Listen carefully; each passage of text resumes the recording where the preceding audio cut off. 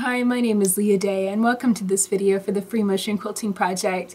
We are foundation piecing again today and playing with another technique, another way of taking a piece of fabric and piecing on top of it so we form a new texture, a new design for the hair section of Express Your Love. And so today what I want to play with is the idea of taking a single square, just a pre-cut square of fabric, and foundation piecing on that with very tiny scraps, trimming this down, piecing these little blocks together, and then foundation piecing those onto our prepared foundation. So let's get on the machine and see how this works. So here's what you're going to need in order to make these blocks. You're going to need some pre-cut squares, and I just found this in my studio. They're pre-cut to about 2.5 inches, 2.25 inches I think. Anything that you have on hand that you want to use is perfectly fine. And then whatever scraps that you've got, and you want them to be at least long enough to cover the length of your square, but they can be, narrow.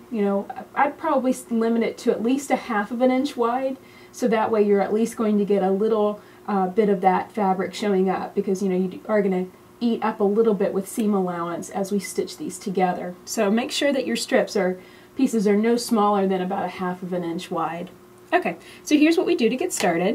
I'm going to piece to the end of my scrap, and then I'm going to take my square, lay it down, and then put 2 pieces on top.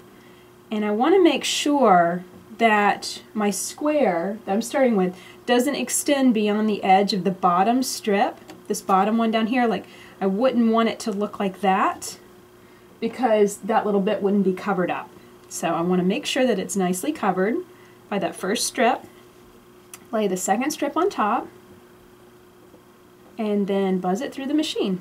And again, we don't need to keep a 1/4 inch seam allowance with this. I'm probably doing something between 1/8 and 1/4.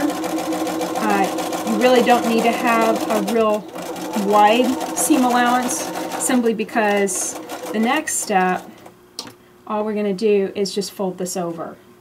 And so those seam allowances are going to be completely contained underneath that fold. So really, you don't need a very wide seam allowance for that. Okay, and then if you get any little strings or something right through that seam, just pull them out. Finger press it over, give it a press with your iron, and then we'll grab the next piece. It press so it's nice and secure. And now I'm going to lay my next piece on top, and then buzz it through. And what I love about this is it's such a great way to use up even the tiniest scraps, so long as you have, let's say you have some leftover strips hanging around your sewing room. If you have some strips that are, 1/2 inch or 1 inch wide, this would be a perfect way to use them up and combine them all together into a block and make something else out of it. Okay, so again, finger press over, and then I'm going to hit this with my iron. And one last piece. It's one of those cool things, you can play with angling this. If I wanted to kind of create more of a triangular shape, I could angle it. You don't really even have to pay attention. I can line it up with the strip before. That's perfectly fine. But I can also ignore that strip before, so long as I'm putting the second strip on this side of it, not extending over here, as long as I'm making sure that I have this fabric being caught and covered up with the fabric below it, that's perfectly fine, and that'll create kind of an interesting angle right there. So let me show you what that's going to look like.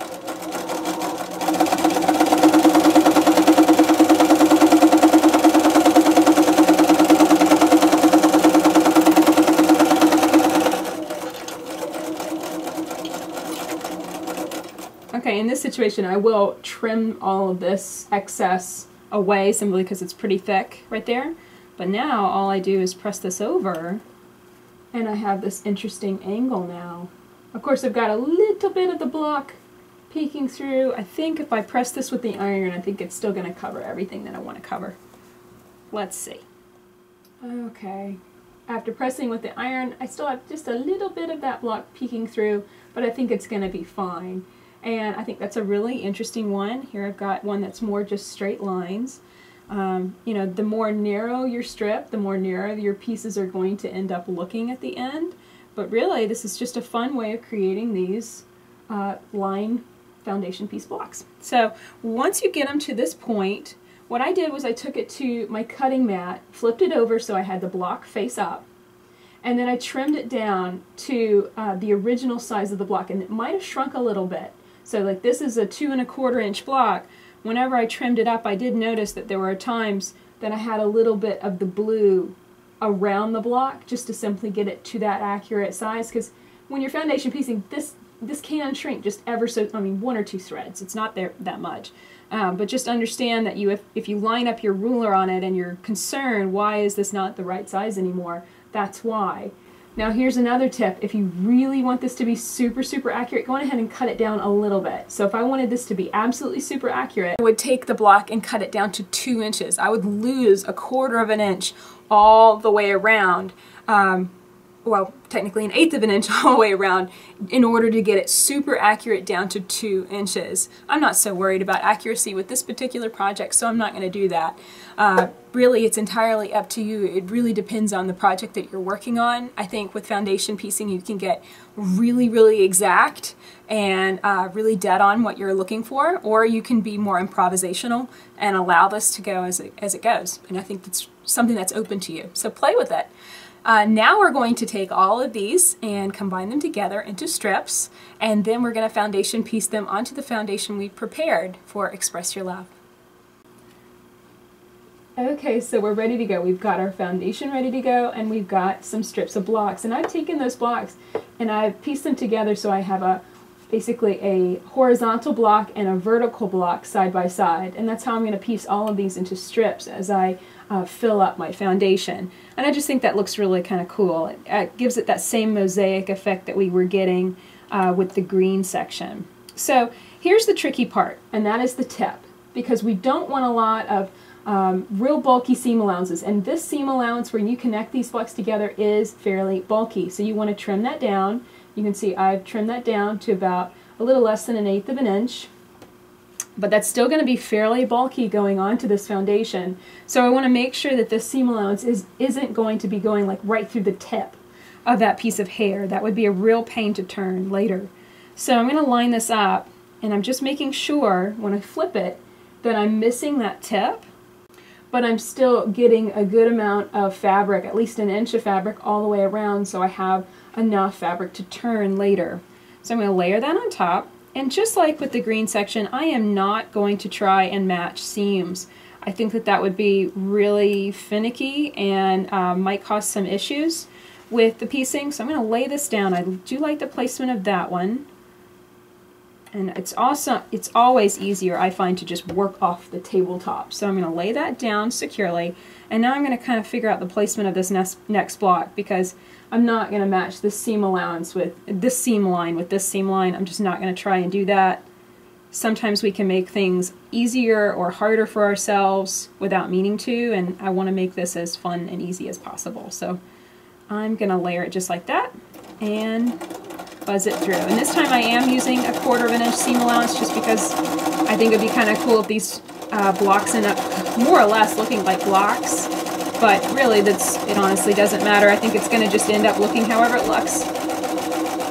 And again, this is bulky, so I am going to trim down this seam line before, let me get rid of that scrap.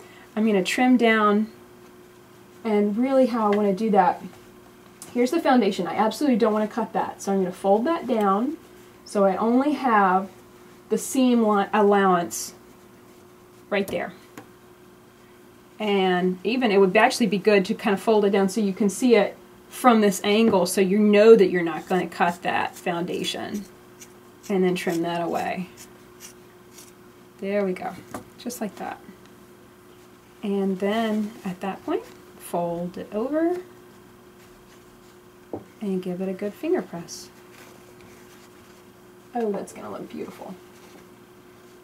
We are going to get fairly thick. This is going to be fairly bulky. This piece is probably going to be the thickest of all the ones that we work with these hair sections. I have no idea how that's going to play out in the applique process, in the turning process, but if it ends up being an issue, that's just going to be something that we have to figure out a solution for when we get there. Okay, so that feels pretty good finger press. I am going to hit this with my iron right now so it's nice and secure. I've got my piece prepared and this is nicely pressed open, and I'm kind of just going to lay out my next piece. And really when it comes to laying this out, I'm mostly looking down here. These are the two lines for my foundation, and I'm just going to make sure that these blocks are extending wide beyond those two lines of the foundation, just to make sure that I have enough space to turn. And I'm also generally looking at that seam line down the center and making sure that it's not going to be hitting any of my the edges of the foundation. And just flip it over and buzz it through.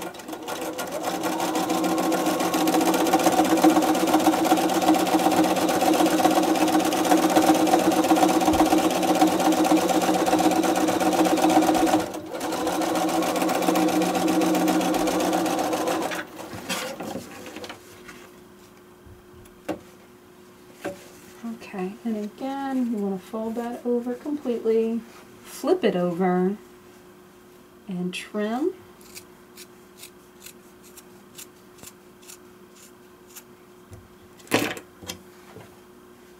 And then flip it back and finger press. And yes, I'm definitely feeling, you know, with all those seam lines, I'm definitely feeling like a little, almost a nugget of where all those seams come together in that point. But I think that if we pick a quilting design to go over this and we estimate our space and try and avoid these areas, I think quilting this is going to still work out just fine. The thing I would not do with this particular piece is stitch it in the ditch, because that would be a bear. Sometimes we can make our lives, like I said earlier, more difficult or more easy, just depending on the designs that we choose. Okay, so just like that, that's looking really good to me. Pretty much all you do from then on is add more strips of blocks all the way down until the foundation is entirely filled.